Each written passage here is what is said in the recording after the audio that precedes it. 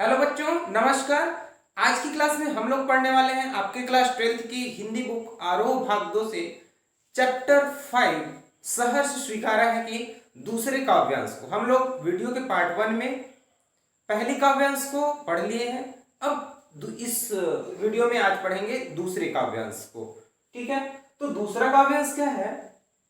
जाने क्या रिश्ता है, जाने क्या नाता है, जितना भी उड़ेलता हूं भर भर फिर आता है। दिल में क्या झरना है, मीठे पानी का सोता है।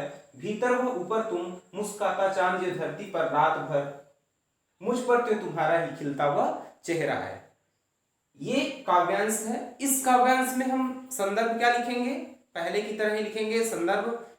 प्रस्तुत काव्यांश हमारी पाठ्य पुस्तक आरोह भाग 2 के चैप्टर 5 सहर्ष स्वीकारा है से लिया गया है, जिसके कवि गजानन माधव मुक्तिबोध जी हैं। अब इसके प्रसंग में क्या लिखेंगे? जो इस काव्यांश का मुख्य अंश है, जो मुख्य भाग है, आखिर इस काव्यांश में कवि ने क्या कहना चाहा है, उसको हम प्रसंग में लिखेंगे।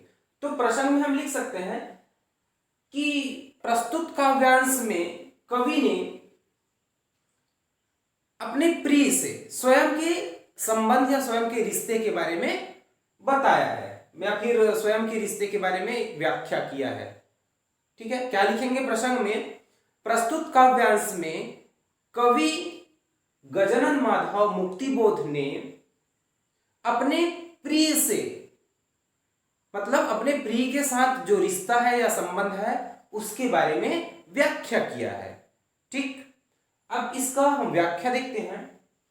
जाने क्या रिश्ता है, जाने क्या नाता है।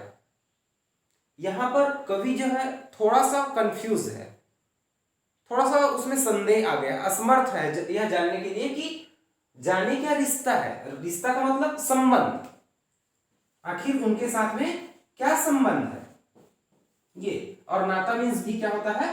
संबंध। ठीक है, तो यहां पर बोल रहे हैं कवि कि जाने क्या रिश्ता है, जाने क्या नाता है। ऐसा कौन सा रिश्ता है तुम्हारे साथ, ऐसा कौन सा नाता है, कौन सा संबंध है, वो मुझको समझ में नहीं आ रहा है।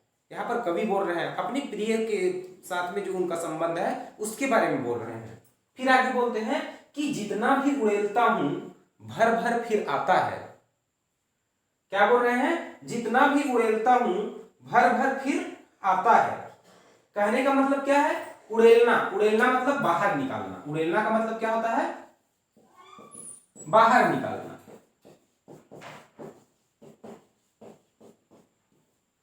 जितना मैं उड़ेलता हूं वो क्या हो जाता है, मतलब जितना मैं उसको बाहर निकालता हूं वो क्या होता है? भर भर फिर आता है। मैं आपके साथ जो मेरा रिश्ता है, आपके साथ जो संबंध है, आपसे जो मेरा प्रेम है, मैं उसको क्या करता हूं? उसको बाहर निकालने की कोशिश करता हूं। मैं अपनी भावनाओं को बाहर निकालने की कोशिश करता हूं, अपने प्रेम को बाहर निकालने की कोशिश करता हूं, लेकिन ये भावनाएं जो है फिर से मेरे अंदर में भर भर करके फिर से आ जाता है। मैं जितना ही इसको बाहर निकालता हूं वो उतना ज्यादा मेरे अंदर में वो भावनाएं, वो प्रेम जो है मेरे अंदर समाहित हो जाता है। दिल में क्या झरना है, मीठे पानी का सोता है। दिल में क्या झरना है, यहां पर बोलते हैं कि थोड़ा यहां पर देखिएगा क्वेश्चन मार्क भी लगा हुआ है, तो वो क्वेश्चन भी कर रहे हैं यहां पे अपने आप से कि दिल में क्या झरना है। आखिर इस दिल में कोई झरना है, क्या है? झरना है। या फिर बोलते हैं मीठे पानी का सोता है। सोता का मतलब भी होता है झरना ही होता है। अब अगर हम इन दोनों पंक्तियों को मिलाएं, इन दोनों पंक्ति को मिलाएं हम, दिल में क्या झरना है, मीठे पानी का सोता है, तो इसका अर्थ क्या हो जाएगा? यहां पर कवि बोल रहे हैं और बताते हैं कि मेरे दिल में कोई ऐसा झरना है क्या, कुछ ऐसा वाटरफॉल है क्या, जो प्रेम का वाटरफॉल है, जो क्या हो जाता है, जो मेरे दिल में हमेशा बहते रहता है। मतलब उनका जो संबंध है, उनका जो प्रेम है, किनका? कवि का, गजानन माधव मुक्तिबोध और उनकी जो अज्ञात प्रिय है, उसके बीच में जो संबंध है, उनके बीच में जो प्रेम है, वो हमेशा क्या होते रहता है? बहते रहता है। तो इसलिए वो बोल रहे हैं दिल में क्या झरना है, मीठे पानी का सोता है। वो मुझको ऐसा लगता है कि कोई मीठे पानी का झरना, जो मेरा प्रेम है, वो मीठे पानी के झरना की तरह मेरे हृदय में, मेरे दिल में वो बह रहा है। भीतर व ऊपर तुम, भीतर व ऊपर तुम। भीतर में क्या है, भीतर में क्या है, ये भीतर व मीन्स जो मीठे पानी का झरना है वो, यहां पर कवि बोलते हैं कि जो मीठे पानी का झरना है वो मेरे हृदय के अंदर है, मतलब वो जो प्रेम है वो मेरे हृदय के अंदर है। और ऊपर तुम, और ऊपर में तुम हो, मतलब चारों तरफ मेरे तुम ही हो। अंदर में क्या है, वो झरना है, वो प्रेम के रूप में वो झरना है, प्रेम रूपी वो झरना है। ठीक है।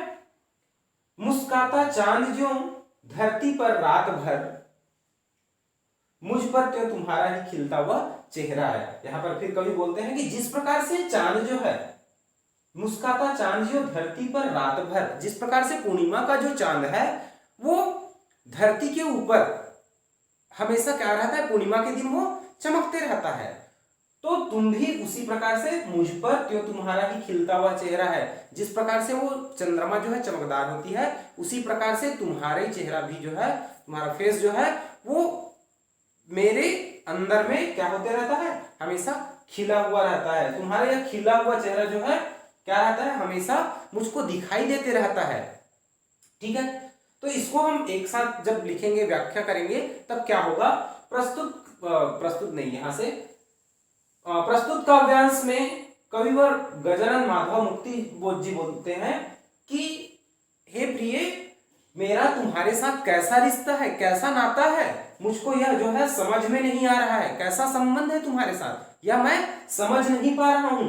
मैं इस प्रेम को जितना बाहर निकालने की कोशिश करता हूं, मैं अपनी भावनाओं को जितना बाहर निकालने की प्रयास करता हूं, वो भर भर आता है, वो उतना ही ज्यादा मेरे अंदर में समाहित हो जाता है। दिल में क्या झरना है, मीठे पानी का सोता है, और मेरे दिल में क्या झरना हुआ बह रहा है, जो निरंतर बहते रहता है। जिस प्रकार से मीठे पानी का जो झरना होता है वो बहते रहता है, उसी प्रकार से तुम्हारा प्रेम है, जो तुम्हारा प्रेम है वो मेरे हृदय के अंदर हमेशा बहते रहता है। भीतर व ऊपर तुम, और यह प्रेम रूपी झरना जो है मेरे हृदय में हमेशा अंदर में वो बहती रहती है, और ऊपर में तुम, मेरे चारों तरफ तुम ही तुम दिखाई देते हो, मतलब मेरे इर्द गिर्द सभी जगह तुम ही तुम रहते हो। मुस्काता चांद जो धरती पर रात भर, मुझ पर तो तुम्हारा ही खिलता हुआ चेहरा है। यहाँ पर कवि बोलते हैं कि जिस प्रकार से पूर्णिमा का जो चांद होता है वो धरती को रोशन कर देती है, धरती को शीतलता प्रदान करती है, मुझ पर तो तुम्हारा ही खिलता हुआ चेहरा है, उसी प्रकार से ही तुम्हारा चेहरा जो है मेरे आंखों के सामने में दिखाई देते रहता है। वो चेहरा, तुम्हारा खिला हुआ चेहरा मेरे आंखों में हमेशा दिखाई देता है, मेरे दिल में आपका चेहरा जो है हमेशा बना रहता है। ठीक है, ये हुआ इसका व्याख्या। अब इसमें हम काव्य सौंदर्य देखें तो काव्य सौंदर्य में क्या होगा, सबसे पहले तो हम लिख सकते हैं कि इसमें खड़ी बोली का प्रयोग हुआ है। ठीक। दूसरा, अगर इसमें अलंकार योजना के बारे में देखें तो यहां पर देख सकते हैं जाने क्या रिश्ता है, जाने क्या नाता है। तो जाने क्या रिश्ता है, जाने क्या नाता है, कहने का मतलब क्या होगा, वो असमर्थ है बताने में कैसा रिश्ता है उसको। तो इसलिए इसमें यहां पर कौन सा अलंकार हो जाएगा, यहां पर हो जाएगा संदेहालंकार। कौन सा अलंकार होगा, संदेहालंकार होगा। ठीक है। अगर दूसरी पंक्ति में देखें तो दूसरी पंक्ति में यहां पर आप देख सकते हैं ये भर भर, भर भर जो है दो बार आया है, तो पुनरुक्ति प्रकाश अलंकार होगा। अगर कहीं पर दो वर्ड जो है, सॉरी एक वर्ड जो है लगातार दो बार आता है तो वहां पर पुनरुक्ति प्रकाश अलंकार होता है। ठीक। तीसरे लाइन में हम देखते हैं दिल में क्या झरना है, यहां पर क्वेश्चन मार्क लगा है, तो ये क्वेश्चन मार्क लगा है तो ये प्रश्नालंकार हो जाएगा। कौन सा अलंकार होगा, प्रश्नालंकार हो जाएगा। ठीक है। उम्मीद करता हूं कि ये काव्यांश आपके समझ में आई होगी। हम अगले वीडियो में काव्यांश 3 को पढ़ेंगे। ठीक है, थैंक यू।